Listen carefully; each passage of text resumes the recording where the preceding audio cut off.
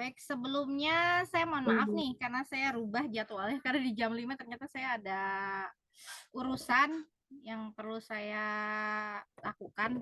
Jadi saya majukan nih. Nggak apa-apa ya rekan-rekan ya.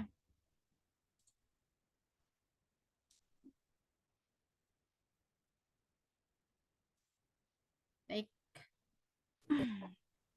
Ini sudah saya rekan ya. Baik. Kita mulai dulu karena ini sesi pertama kita melakukan Vicon. Jadi aduh Baikku, mohon izin Bu sambil menyimak kerja Bu. ya Pak, nggak apa-apa. Mohon maaf ini karena laptop saya kayaknya agak-agak lemot ya. Tapi di rekan-rekan gimana? Tampilkan ya layarnya ya. PPT-nya maksud saya. Tampil ya. Ada Bu, ada Bu. Ada ya. Tampil Bu, ada. Baik. Nah, ini kita bahas dulu mengenai RPS dan kontrak perkuliahan. Tapi saya yakin rekan-rekan sini semua sudah paham mengenai apa namanya kontrak perkuliahan yang ada di Universitas Sibar Asia. Dan di sini khususnya untuk mata kuliah kita Manajemen Operasional 1 yang mana dilaksanakan di semester ganjil tahun ajaran baru yaitu tahun 2023-2024. Kita akan melaksanakan perkuliahan seperti biasa selama satu semester itu adalah 16 sesi yang terdiri dari perkuliahan tahap 1 dan perkuliahan tahap 2 diisi dengan tugas UTS dan UAS. Kemudian pelaksanaannya di LMS seperti biasa, kemudian juga melakukan Vicon. Jadi ada Vicon minimal 7 kali selama satu semester tersebut di sesi-sesi yang nanti akan saya tentukan ya. Karena jadwal dari prodi itu belum ada, jadi nanti kalau akan saya adakan Vicon seperti ini ya, saya akan melakukan info, saya berikan informasi terlebih dahulu di LMS untuk rekan-rekan. Baik, kemudian, nah RPS-nya sudah dibuka belum? Sudah di-download rekan-rekan? Untuk rencana pembelajaran semester kita. Jadi untuk manajemen operasional 1 ada 16 sesi. Dari perkuliahan tahap 1 itu sesi 1 sampai sesi 7 ya. 7 ini review ya. Jadi sesi 1 akan membahas mengenai ruang lingkup manajemen operasional. Kemudian sesi 1, sesi 2 ini sebetulnya mencakup satu materi ya. Jadi saya buat PPT-nya 1. Kemudian mengenai masih perbedaan manajemen perencanaan produk, kemudian perencanaan agregat. Perencanaan agregat itu dibagi satu doang deh kayaknya deh. Nanti kita lihat ya. Kemudian persediaan, baru nanti ada review, UTS, kemudian sesi 9, 10, 11, 12 sampai pada nanti sesi 14 yaitu membahas mengenai TQM, Total Quality Management. Baru nanti di 15 itu, jadi tugas itu sebetulnya cuma satu ya. Jadi coba enaknya bagaimana nih rekan-rekan? Dibagikan di dekat UAS apa dibagikan di dekat UTS? Karena pengambilan tugas itu hanya sekali. Jadi menginput nilainya tugas itu enggak 2 kali. Tugas 1, tugas 2 udah enggak. Hanya 1 tugas. Coba kita diskusi dulu deh enaknya gimana nih buat rekan-rekan. Karena saya rencananya begini. Untuk tugas itu saya berikan soal yang terkait materi-materi pokok bahasan kita selama satu semester ini. Nanti saya rencananya di UAS itu dipresentasikan dalam sebuah video presentasi. Jadi nanti dimasukin ke YouTube. Jadi sebaiknya mungkin dekat-dekat UTS kali ya, atau setelah UTS saya bagikan. Nanti rekan-rekan sambil mengikuti perkuliahan. Misalkan saya masukkan soal untuk TQM, berarti kan nanti rekan-rekan perlu nanti sampai selesai di sesi 14 baru mengerjakan soalnya kan. Berarti saya kalau untuk misalkan soal-soal di perkuliahan tahap 1 kan berarti kalau saya share tugasnya itu setelah UTS, rekan-rekan sudah bisa mengerjakan. Jadi enaknya nanti saya akan berikan Sesi tugas itu mungkin setelah UTS. Gimana rekan-rekan? Jadi Saya setuju, Bu. setuju ya. Jadi nanti Setuju bisa saya. dikerjakan sampai UAS. Ya, Jangka yang waktu. lain nggak tahu tapi saya setuju. Baik, Makasih, Bu. baik. Gitu ya rekan-rekan. Jadi nanti bisa dikerjakan semua sampai UAS. Ya. Jadi nggak terburu-buru rekan-rekan mengerjakannya. Jadi sesi tugas, kemudian UTS, nanti saya akan berikan assessment aja. Mohon maaf ya rekan-rekan, tadi habis ngajar juga, jadi kayak perlu minum. Sebentar ya rekan-rekan ya. Silakan, Bu.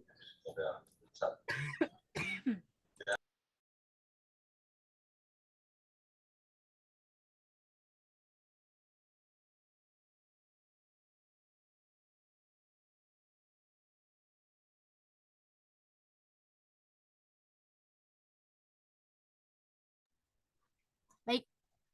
Jadi sesi perkuliahan tahap 1 sampai dengan UTS, kemudian saya akan memberikan tugas dan sampai nanti sesi pelaksanaan UAS.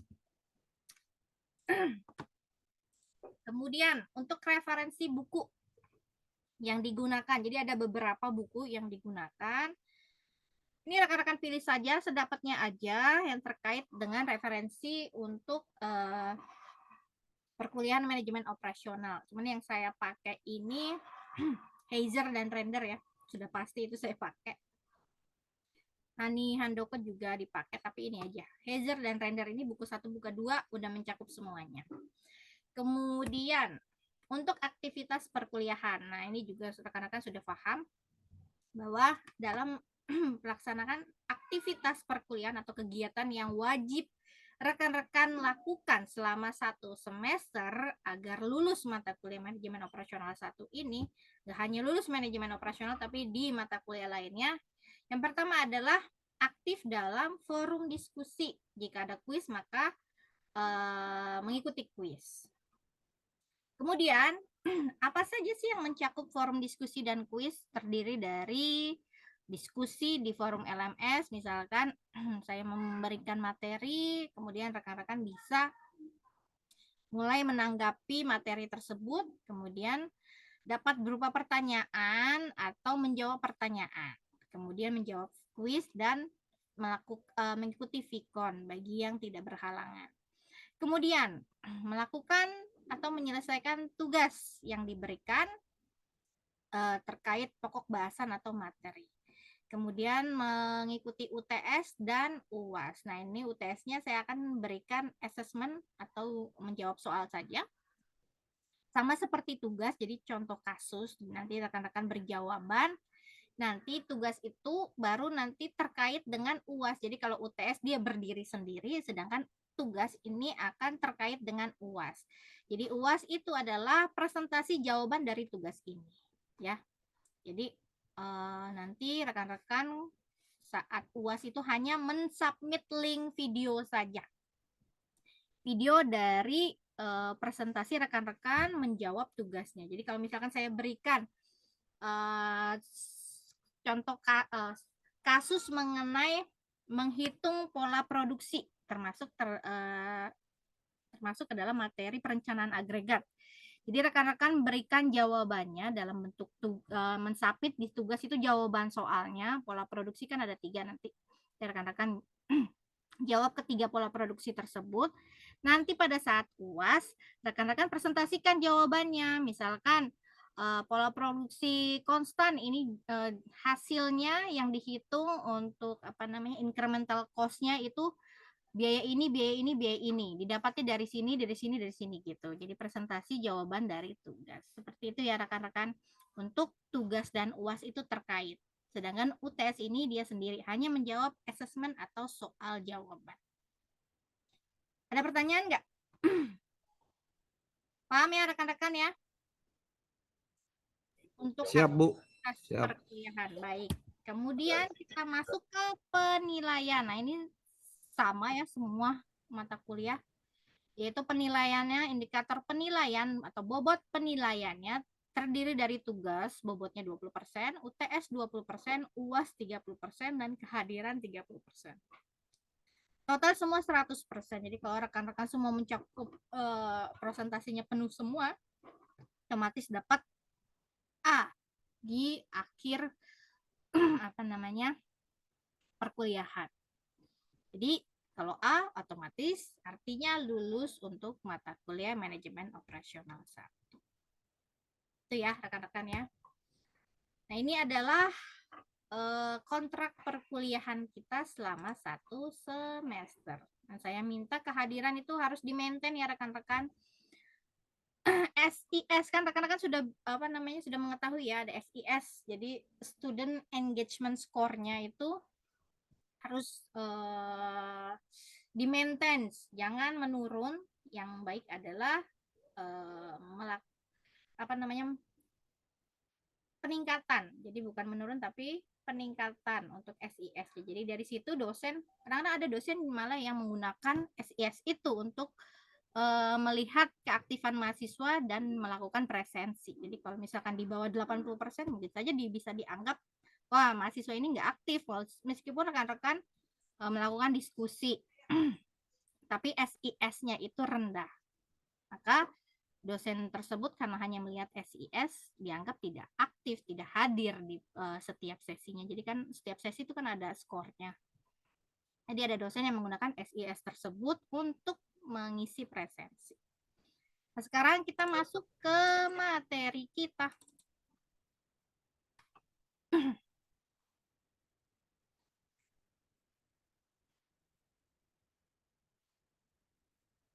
Belum tampil ya? Belum, Bu. Sudah? Udah, Bu, udah. Udah ada, Bu. Sebentar ya.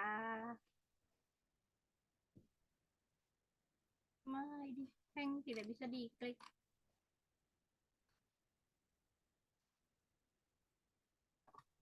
Coba. Oke. Nah, untuk materi sesi 1 dan sesi 2 itu kan terkait ruang lingkup manajemen operasional.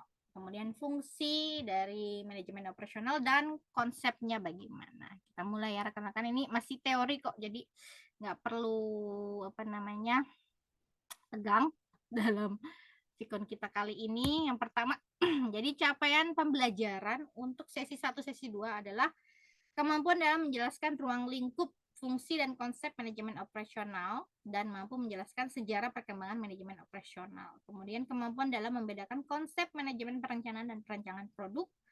Kemudian kemampuan dalam melakukan analisis produktivitas. Nih analisis produktivitas ternyata tidak dimasukkan karena saya lihat video pembelajarannya tidak ada, jadi saya tidak masukkan.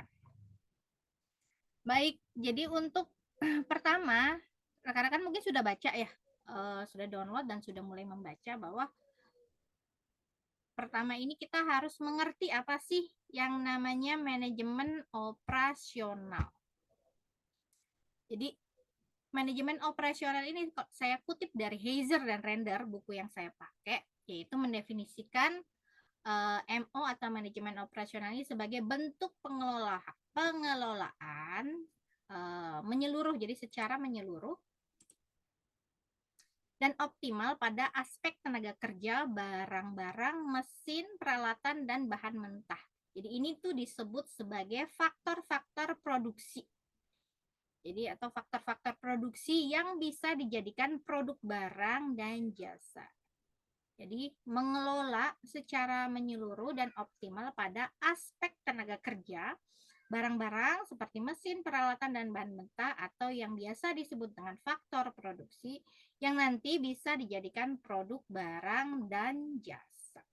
Nah, ini adalah manajemen operasional. Untuk orang yang menangani manajemen operasional disebut sebagai manajer operasi, yang mana dia bertanggung jawab penuh terhadap jalannya manajemen operasional. Nah, manajer operasi di sini berkewajiban mengawasi dan mengelola proses operasional, dimulai dari proses pengubahan sumber daya bahan baku, energi, dan tenaga kerja menjadi bentuk barang dan jasa. Jadi dia melihat atau mengawasi perubahan faktor-faktor produksi tadi untuk menjadi sebuah barang atau jasa. Atau dengan kata lain harus mampu mengelola proses pengubahan input menjadi output. Nah, sebelumnya kan sebelum muncul manajemen operasional itu kan awalnya manajemen produksi, yaitu mengubah input menjadi output atau mentransformasi faktor-faktor produksi menjadi dari input menjadi output. Itu kan manajemen produksi. Kemudian semakin berkembang maka muncullah manajemen operasional yang artinya tidak hanya mengubah input menjadi output tapi juga mengelolanya. Jadi seperti itu ya, munculnya manajemen operasional. Namun fokusnya tetap seperti manajemen produksi, yaitu kita melihat proses transformasi atau proses perubahan input menjadi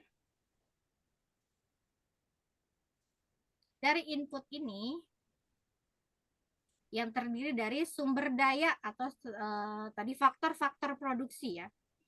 Kemudian dirubah melalui sebuah proses atau yang dinamakan aktivitas transformasi menjadi sebuah output atau produk yang mempunyai nilai tambah. Misalkan dari terigu.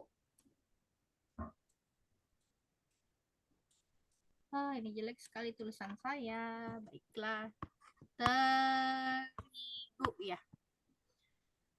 Dirubah menjadi roti.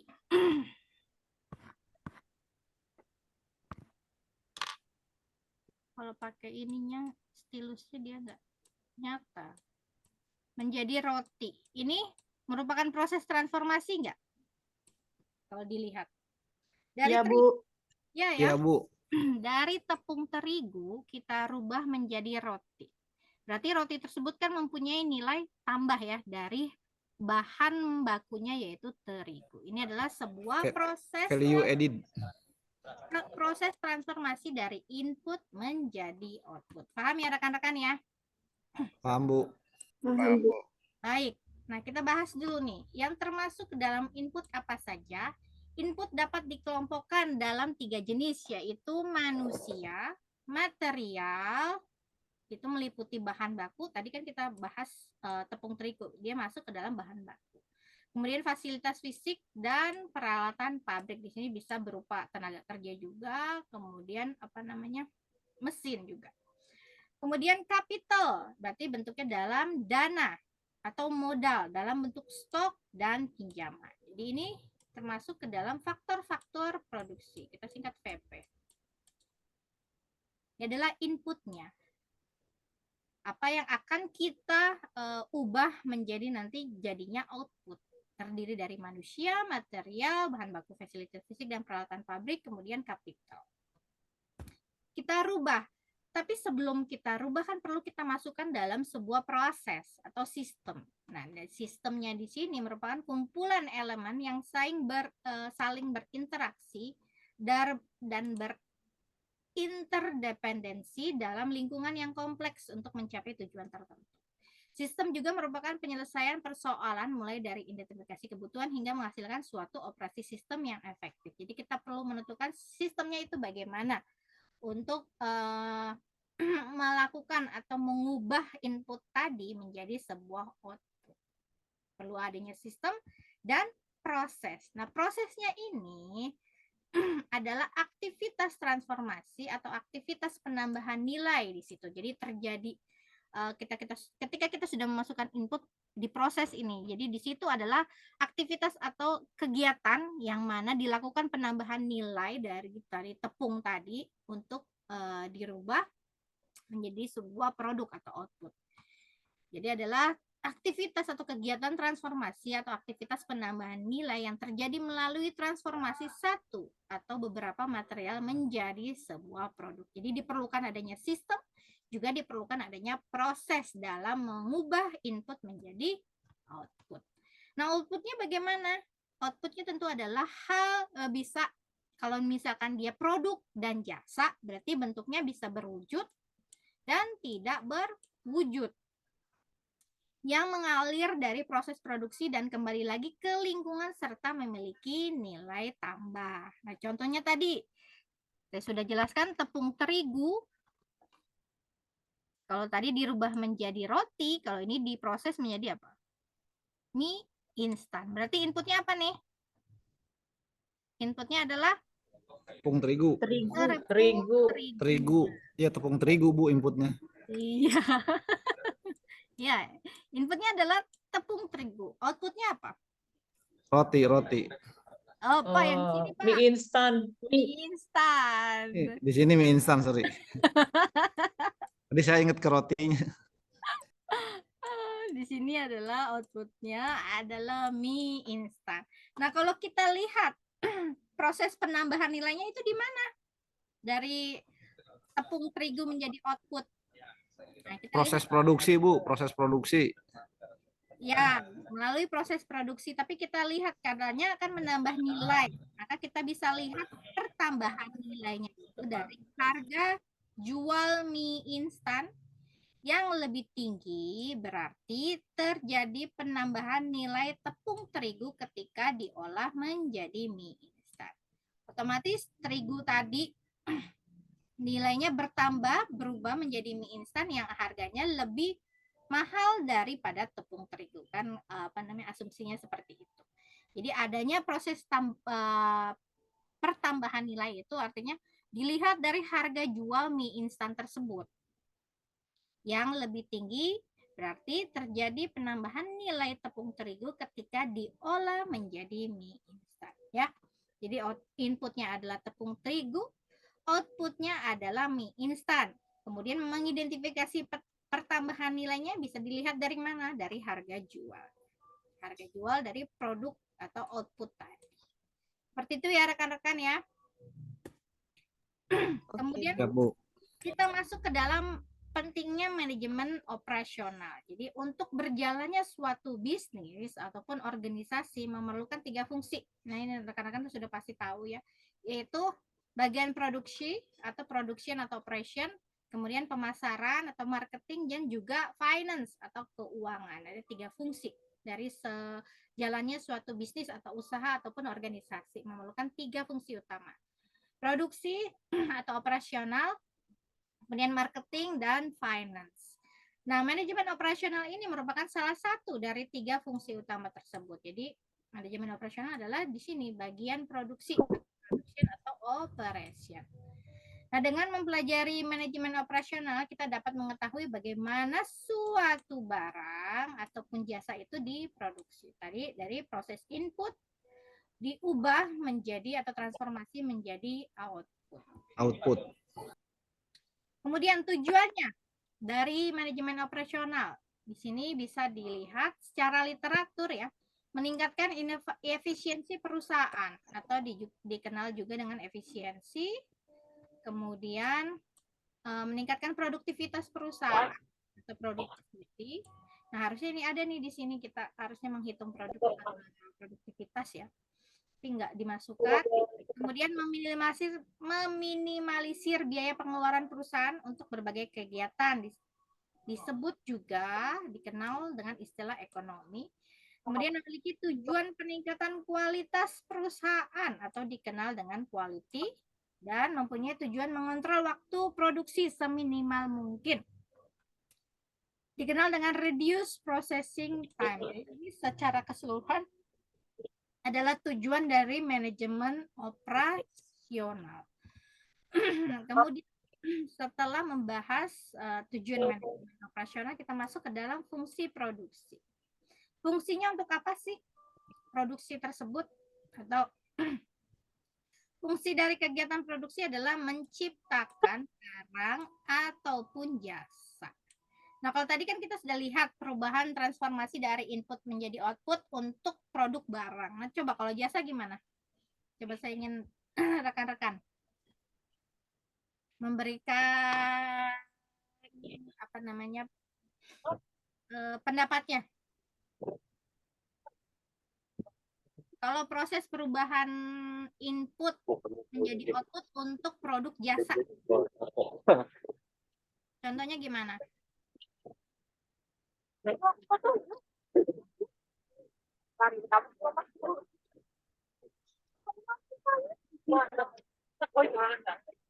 Ada yang bisa memberikan contoh? Nah, coba kalau saya nih ya, saya sebagai dosen menciptakan produk nggak? Juga kosong banget. Oh, universitas. Itu seperti konsultan bisa nggak sih itu, Bu? Konsultan. Udah. Memberikan jasa. Itu seperti konsultan pajak misalnya gitu kan? Iya, bisa konsultan. Kemudian apa lagi? Salon, ya nggak? Biro jasa, Bu, bisa ya? Ya, bisa. Yuk jasa. Iya, jasa. Salon, bisa nggak salon? Bisa Bu, jasa Bu. Jasa, bisa. Berarti kalau saya termasuk apa? Jasa, Jasa Bu. juga, jasa Bu. Ya kan? Nah, gampang ya contohnya ya. Rekan-rekan sudah tahu ya.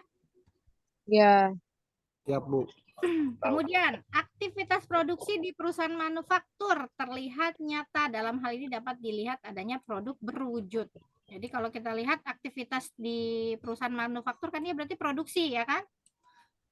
Seperti motor, mobil, televisi dan sebagainya. Nah, kalau jasa di sini kita lihat aktivitas produksi. Ada perusahaan jasa tidak menciptakan produk berwujud, misalnya transfer dana di bank.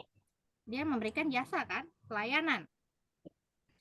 Operasi di rumah sakit yang dilakukan oleh dokter juga merupakan jasa. Kemudian jasa dari maskapai penerbangan. Kemudian pendidikan yang seperti saya lakukan dan lain sebagainya yang tadi rekan-rekan sudah sebutkan.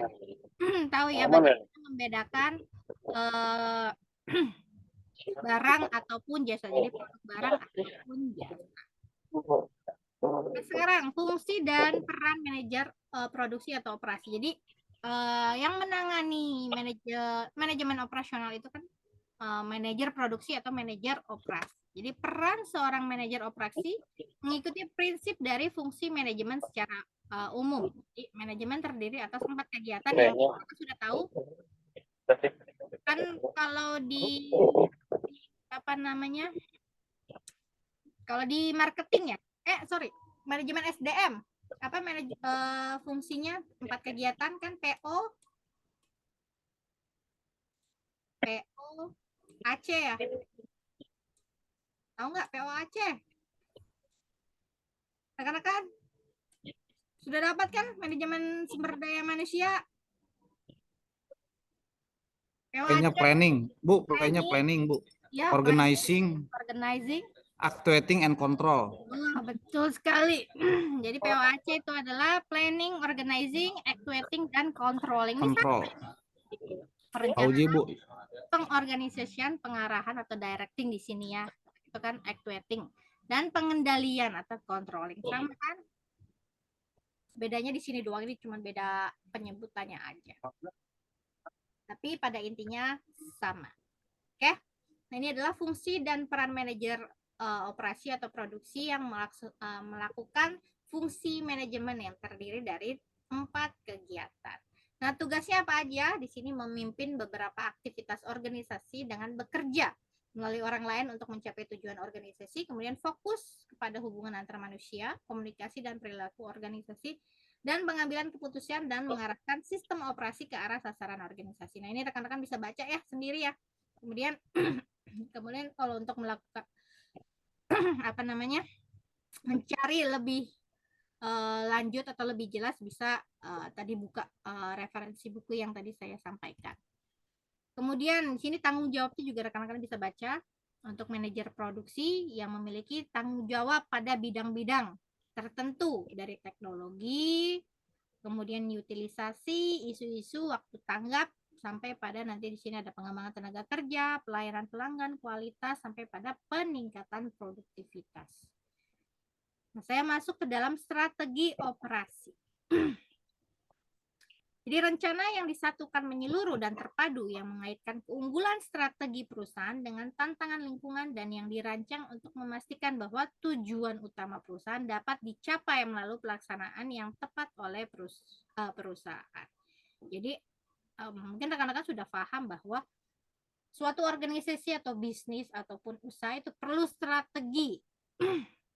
Nah, strategi apa? Ialah rencana aksi organisasi untuk mencapai misi. Jadi sebelum melakukan membuat strategi, kita perlu tahu dulu, kita perlu menetapkan dulu misi. Jadi misi adalah suatu pernyataan yang memberikan batasan dan fokus untuk organisasi dan konsep yang menjadi landasan organisasi untuk bergerak. Nah, kalau rekan-rekan hafal misinya Unsia adalah mengembangkan sistem pembelajaran yang berorientasi pada luaran lulusan yang memiliki kemampuan dalam penguasaan applied science dan platform smart digital technology development dan berkarakter mandiri, inovatif, kreatif, mampu bekerja sama dan kompleks problem solving. Ini adalah misi Unsia. Maka Unsia sendiri punya strategi untuk mencapai misinya ini. Jadi strateginya apa? Dan itu perlu ditetapkan. Bagaimana nanti Unsia menetapkan strateginya untuk mencapai misi tersebut. Jadi dalam nggak cuma perusahaan, organisasi ataupun institusi, baik institusi laba atau non laba juga perlu strategi. Nah, kemudian contoh misi Departemen Manajemen Operasional. Jadi kalau rekan-rekan ini kalau nggak salah saya masukkan ya ke dalam kuis ya. Ada 10 keputusan dalam manajemen operasional, yaitu mulai dari rancangan produk, mutu, proses, lokasi, kemudian rancangan tata letak SDM, kemudian supply chain management atau manajemen rantai pasokan, persediaan, penjadwalan, dan pemeliharaan. Ini semua masuk ke dalam keputusan MO dan masuk ke dalam materi atau pokok bahasan ketika rekan-rekan nanti mempelajari manajemen operasional. Nah, ini udah bahas nih sekarang rancangan produk kan. Nanti bisa lanjut ke manajemen mutu atau rancangan proses, pemilihan lokasi, ini semua masuk. Jadi MO1, MO2 akan membahas semua 10 keputusan MO ini. Nah, misinya apa saja nih rekan-rekan bisa lihat di sini.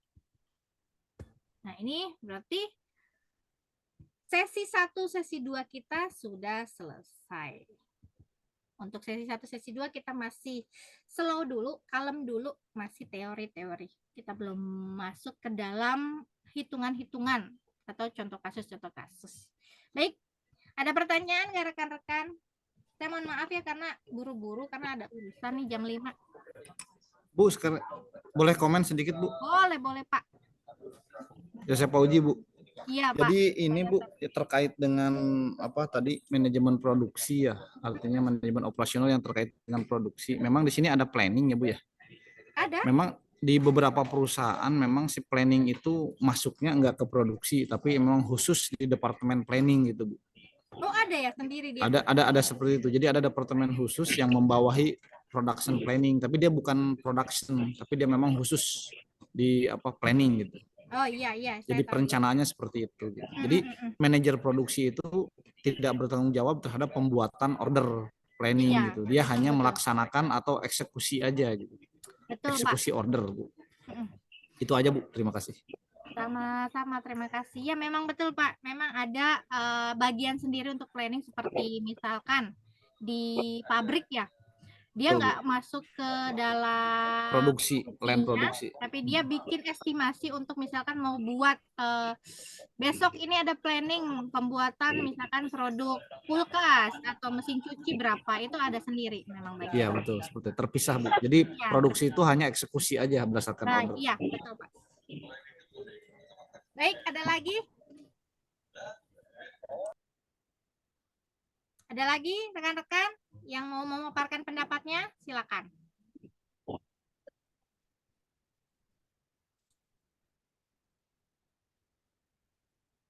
Baik, kalau tidak ada ya, mungkin nanti ya di sesi selanjutnya akan banyak pertanyaan. Nanti kita mulai bahas mengenai perencanaan agregat, itu yang saya kira perencanaan agregat dan apa ya, networking mungkin ya akan banyak pertanyaan, muncul pertanyaan ya.